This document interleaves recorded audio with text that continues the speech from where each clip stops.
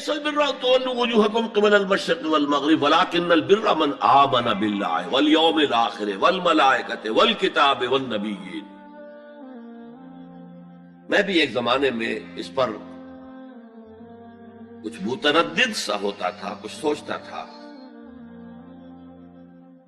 یہ نیکی کا تعلق تو ہم عمل سے سمجھتے ہیں، یہاں ایمان کی بحث کی کیا ضرورت ہے؟ ایمان تو ایک باطنی حقیقت ہے، نیکی جو ہے وہ ایک ظاہری خارجی حقیقت ہے. لیکن پھر سمجھ میں آیا کہ اصل نیکی وہ نیت ہے جس کے ساتھ وہ کام کیا جا رہا ہے. اگر خیرات بانٹی جا رہی ہے، جھگیوں میں جا کر نہلے کچیلے بچوں کو گود میں لے کر اپنی سفید اشکروں کو بھی خراب کیا جا رہا ہے، اور معلوم ہے کہ یہ اس لیے کر رہا ہے کہ آئندہ الیکشن میں کھڑا ہونا ہے، تو کوئی ہے جو کہے گا کہ یہ نیکی ہو رہی ہے؟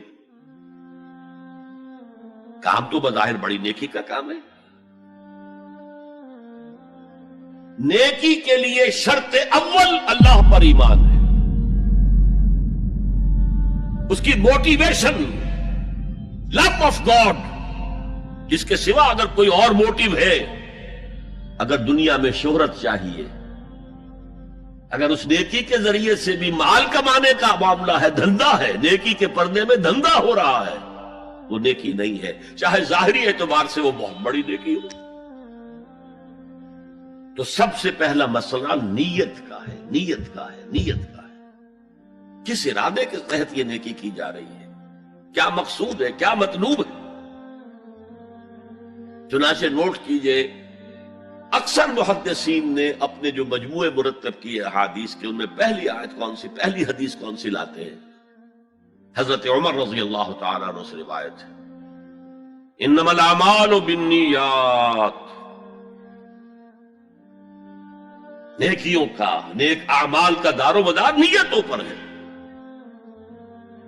وَإِنَّمَا لِكُلِّ امْرِئٍ مَّا نَوَىٰ، ہر شخص کو وہی کچھ ملا گا جس کی اس نے نیت کی ہوگی. فَمَنْ كَانَتْ هِجْرَتُهُ إِلَى اللَّهِ وَرَسُولِهِ فَهِجْرَتُهُ إِلَى اللَّهِ وَرَسُولِهِ. جو کوئی